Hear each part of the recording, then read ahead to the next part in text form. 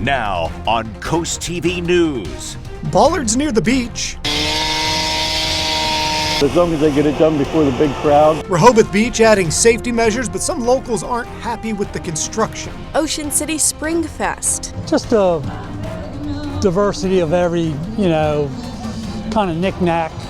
The people, listen to some good music. How the big event brings big fun and big business. After an extremely comfortable day, how about a second one before we go into a bit of a wet weekend? This is CoastTV News at 6. Walking past construction and fencing in Rehoboth Beach. Good evening, I'm Christina Robertus in for Madeline Overturf. And I'm Charlie Sakaitis. Welcome to our News at 6. Our top story tonight is a project that is meant to keep Rehoboth's boardwalk safer.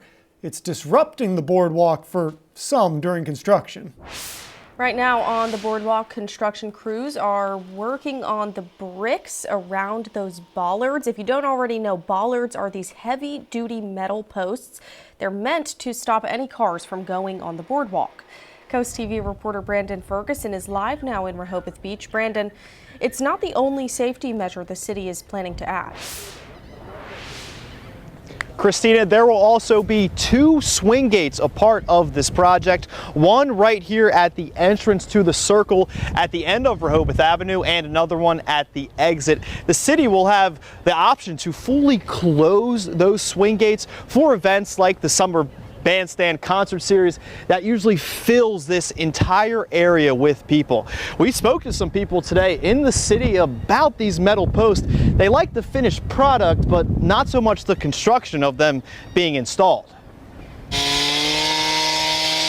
Sawing into bricks as construction crews are putting the final touches on these bollards and fitting bricks around these metal posts. It's a little bad right now, but as long as they get it done before the big crowd. Like some things I wish would just stay the same. Sounds of construction have taken center stage on the Rehoboth Beach boardwalk instead of seagulls and waves crashing. Cindy Wallahan has lived in the nation's summer capital her whole life. Wallahan wishes some things were just left alone. You just want to enjoy the town and the boardwalk before all the tourists start coming. So with this noise, it's a little, disturbing.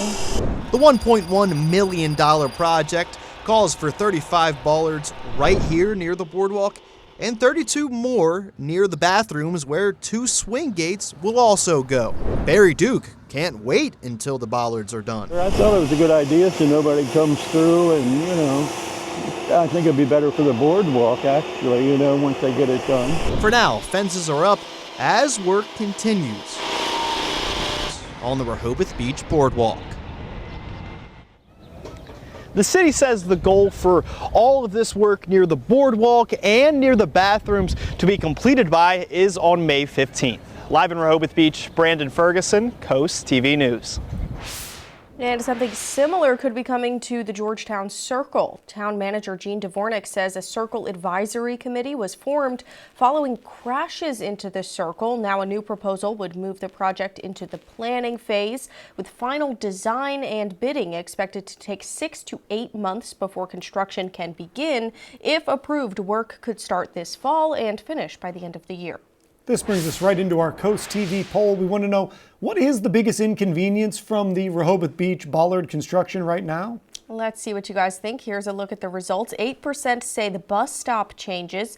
Also 8% say ADA access limits. A few people say walking detours. 57% say the appearance. If you haven't voted yet, you can still do that. Go to coasttv.com or use the mobile app, and we'll show you some updated results tonight on Coast TV News at 11.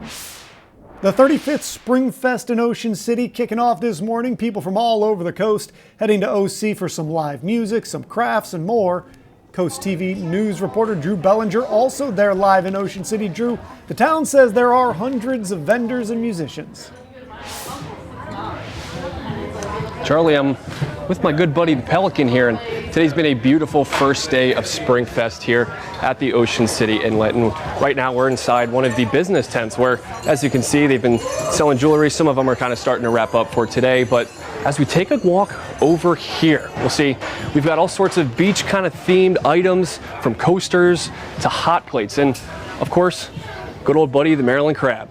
On your screen now is some more of the street art that people were able to sit back and watch. Barbecue food vendors prepared some top round roast, and others served up some smaller snacks like these jams and pretzels.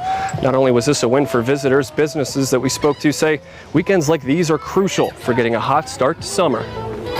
It's good. It helps us a lot. It is tough this time of year because we're short staffed, so we just adjust our menu, cut it down a little bit so minimal staff can operate and keep it going. Springfest will run until Sunday every day from 10 a.m. to 6 p.m. Live in Ocean City, Drew Bellinger, Coast TV News. Wicomico County is banning all burning because of dry conditions. There's exceptions, including gas and charcoal grills. Campfires at the Roaring Point and Sandy Hill campgrounds are allowed but must be monitored, and the fires need to be completely extinguished when you leave. Certain recreational campfires on public campgrounds and private property are allowed. This is expected to last until 4 in the afternoon on April 27th. Vineyards across Delmarva, they took a harsh hit from cold nights this week. One farmer says it's the worst frost she's seen in her 25 years of growing. These shriveled up grape buds are from Schmidt Farms in Queen Anne's County. Owner Jeannie Schmidt says that she thinks she lost a third to half of her crop from the frost. Schmidt says some of her grapes will still come through, and she does have crop insurance, but she says a loss for local wine industry and growers across the peninsula. It is a significant economic hit for any fruit growers, whether there's peaches or apples. I mean, every perennial crop that was in bloom or starting to bud break got hit by this across the state. One winery owner in Frankfort said this could impact the types of local wines available on shelves, but since this wine for this year, that's already been made, those impacts likely won't show up until 2027. Now you're looking live outside into Ocean City, and we're going to turn it over to our First Alert Chief Meteorologist, Paul Williams, for a check on the forecast. Well, fortunately, we're not ping-ponging as badly as we were the last few weeks and last month particularly. But right now, we're holding pretty steadily at 58 degrees in Rehoboth Beach at this present time. A good deal of sunshine, actually. Dew point temperature of 51. Now, we will stay in the 50s for the rest of the night with scattered cloud cover. We warmed to 79 degrees for today in Georgetown, 1 degree cooler than that in Salisbury, and 1 degree cooler than that, 77 for the high. In Cambridge, 64 at Ocean City. Now, as far as where this ranked, normally speaking, I mean, 10 degrees above the norm as far as the high is concerned. And then the low is right on target, really just off by 1 degree. But we weren't setting any records or close to that. That was 92. That was set back in 1985. We're currently at 59 at Indian River Inlet, but 72 in Georgetown, 68 in Delmar, but 79 in Laurel. So it kind of shows you how diverse the temperatures are in such a small impacted area across the county, depending on exactly where you are. Now, coming up, we're going to be talking about how a chance of rain may impact your weekend and your forecast. I will be paying attention to that, Paul. A new bill in Delaware would create a 25-foot buffer zone around first responders. Here are the details. It would make it a crime to get too close if somebody is interfering with crews on the job. Lawmakers say the goal is to improve safety and give emergency personnel the space they need to work without distractions. And although it doesn't happen every day, the Dover Fire Department says the extra protection could be helpful. As far as protection around the fire scenes or accident scenes where sometimes individuals come a little too close for comfort, where we're trying to work to extricate someone from a vehicle or enter a structure to put a fire out. The chief says the bill would not only protect firefighters, but also the people that they're trying to save. Lawmakers are expected to vote on the proposal in the weeks ahead. And we are just getting started this evening. Repotting flowers, why the Rehoboth In Bloom group took soil out of the planters. And we're staying dry for today, and we're looking for more in the way of sunshine tomorrow. However, there could be a little rain set you up for this weekend. But first, a lesson taking root. See how Rehoboth Beach students are celebrating Arbor Day and making their community a little greener when we're back in just 60 seconds.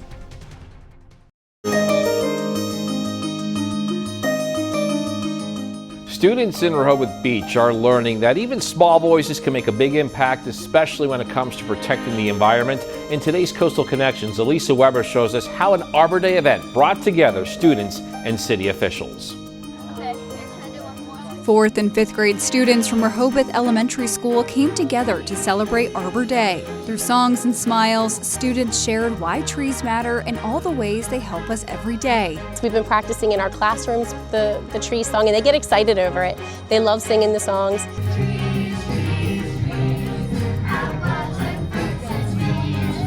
Fifth grade teacher Tina Wright, who organized the event, says teaching kids to respect trees and nature can make a real difference. We build a lot down here, so we lose a lot of trees, and trees are a really important part of our life. So that's what I want them to understand the importance of. At Stokely Park in Rehoboth, students joined Mayor Stan Mills to read a proclamation to protect trees and keep planting more in the nation's summer capital. So I want the students to feel like they're a part of everything and that they have a voice. Grade level winners of the Delaware Forest Service's Arbor Day poster contest were also announced. This year's theme was Trees Are Terrific for People and Places. Rehoboth Beach made the perfect backdrop for the celebration. The city is marking its 35th year as a Tree City USA, an honor that highlights its commitment to planting and protecting trees. We planted trees on the other side of our school last year, so we're trying to always spruce it up and keep the trees alive. So all of the smaller trees around here are from our Arbor Days. So that's pretty exciting. And this year, students added another tree, turning their words about the importance of trees into action, teaching the next generation about the need to protect trees.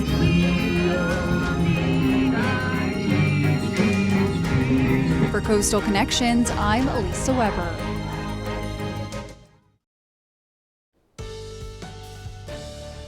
We enjoyed today's mild weather, 10 degrees above the norm for this time of the year. Tomorrow we're going to be not quite as warm, but still at the norm or slightly above. But the rain over this weekend might be a nagging concern a little bit down the road. In Lewis right now we're at 71 degrees. Dew point temperature is actually at 55. Winds are calm for right now, and we'll drop to 59 by 10 o'clock with a few scattered clouds moving in by then. Overall, we're quieting down across the Delmarva Peninsula. Generally speaking, not seeing anything as far as blustery conditions along the beaches, but we do have a quasi-stationary frontal boundary that's on the western side of the peninsula. That's going to allow for a mixture of temperatures that will be diverse right next door to one another, with a 10-degree difference. Let me show you what I'm talking about. For example, we're at 68 degrees in Delmar, but 79 in Laurel, as well as Seaford, 78 in Bridgeville. But we're cooler here at 69 and Long Neck, 67 in Lewis, and 57 actually in Bethany Beach. So that's kind of how diverse things really are. But overall, generally speaking, we're going to drop into the lower 50s, 52, 53 to 54 degrees, generally speaking, across the Delmarva Peninsula as a whole. Along the coast, winds will be pushing out of the east and the northeast for tomorrow. Now, we're only going to clock the 60s this time around. Today, we had 70s, and that was chef's kiss right there. But not expecting to get quite that warm this time around. We're staying mild, though, anyway. Winds are out of the east. We're expecting 77 in Seaford, but only 69, for example, in Lewis. Now, over towards Cambridge at 75 degrees, we're warm to 79. In Vienna, 75 in Easton. And then down towards Salisbury, 77 for the high there, as well as Snow Hill, but 72 in Chincoteague, as well as Berlin. We start off Friday morning a bit on the cloudy side, 54 degrees in Millsboro, but 61 in Delmar. Now we'll recover nicely into the, near 70 degrees for Seaford and Delmar, but not quite as warm Long Neck, only about 60 degrees in the afternoon. Saturday, we start off cloudy, but the winds are coming off of the water, so we're bringing more moisture, some low-level moisture, and some thick cloud cover. It's going to be gray start to Saturday, a gray ending to Saturday. It's going to be gray all day Saturday, okay? With a couple of just annoying sprinkles and drizzle throughout the entire day. Kind of a spitting light shower type of a thing. And then by 9 o'clock, we'll have more organized showers that'll slide through. Now, you got to keep in mind, we really need this rain. And I've been harping on it for a little while because it's becoming a little more pronounced. Over an inch for the month, we're shy. And for the year, we're about closing in on 1 3/4 of an inch, almost 2. And the latest numbers and the latest measurement of our drought, we are now abnormally dry across the entire state for the most part. If not that, we're in the area of a moderate drought. So yeah, we are pining for some precipitation. We'll have a 68% chance on Sunday, 49% chance of rain on Tuesday. And just before we close it out, we're looking at scattered showers Saturday going into Sunday. That's a better chance of scattered showers there. And then here's a look at your 7-day forecast. Thank you, Paul. Well, this morning, the Rehoboth in Bloom group began repotting flowers because they say the soil has too much salt. The group took the soil out of the planters, and the city says Rehoboth Street's crew will be taking the planters to Lincoln Street. That's where the Public Works facility is, and then they're going to reload the soil and then take the pots back to town. Well, all eyes are on the NFL draft. Our Delmarva Sports Network team is watching the Eagles like a hawk. Tonight, Kayla Santiago will be live during Coast TV News at 11. She has up-to-the-minute draft results, so stay with us for that. The Delmarva Sports Network from the Wawa Studios. What's going on, everybody? Happy NFL Draft Day. The Philadelphia Eagles have picked 23 in round 1. And for Philadelphia, they are looking at that offensive line depth. Let's start with Blake Miller from Clemson, the 6'6", 317-pound offensive tackle. It's no secret that the Eagles have injury questions with Landon Dickerson, Cam Jurgens, and Lane Johnson. What makes him a target for this pick is his refined technique and his ability to swing inside and play guard if needed. The first-team All-ACC player from Clemson a year ago is one of few offensive linemen in this draft you can consider a finished product. Howie Roseman has not drafted an offensive lineman in the first round since Andre Dillard 7 years ago. Then Max Ihanachor, another option at offensive tackle out of Arizona State, where Lane Johnson could be a mentor.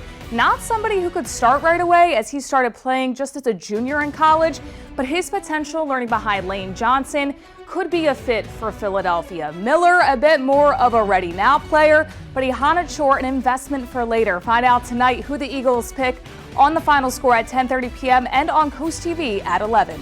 Have a great night. Grab your cowboy boots and your cowboy hat. Get ready to boot, scoot, and boogie to Ocean City. And this week in our Feel Good Friday newsletter, we have the lineup for this year's Country Calling Music Festival in Ocean City. And that's not all. Behind the camera, Paul Williams talks about more than weather. He gives us a peek into how he's using his experience with prostate cancer to support others in the cancer community. Also, we'll talk about how students are participating in Arbor Day by giving back to the planet. And Sussex County rolls out its new bookmobile, making reading that much more accessible. Our newsletter shows you where you can find its next stop. If you're interested in all of that, any of that, sign up today for our Feel Good Friday newsletter. You just have to scan this QR code that's on your screen, or you can head to our website, coasttv.com/signup. All right, in Ocean City, we're holding at 56 degrees, dew point temperature of 50. We're going to drop and stay in the 50s for the rest of the evening. Now, we have a stationary boundary that's just on the west side of the state. Not going to change much as far as any kind of precipitation is concerned. A few clouds here and there. Ralph Patterson, you're our winner, courtesy of Paul Davis, property restoration expert. He's from Bridgeville. Be sure you come by the station to pick up your umbrella. Keep up with your forecast by calling our weather line. The number to call is 443-880-9100. Your forecast is just a call away, sponsored by the law offices of Brockstead, Mandalis, and Federico. And here's a look at your exclusive 10-day forecast. Deal is this: we're going to be at 10 degrees cooler tomorrow, but still mild nonetheless. A bit cloudy and drizzly throughout most of Saturday, and then Sunday we are expecting scattered showers and a bit of a cool, chilly day all day for Sunday. Monday, Tuesday, Wednesday of next week we start warming back up again. Thanks again, Paul, and thanks to you at home for joining us for Coast TV News at 6. For more news, more local weather, download our Coast TV News app. The NBC Nightly News is up next. And we'll see you later tonight for Coast TV News at 11. Have a great evening.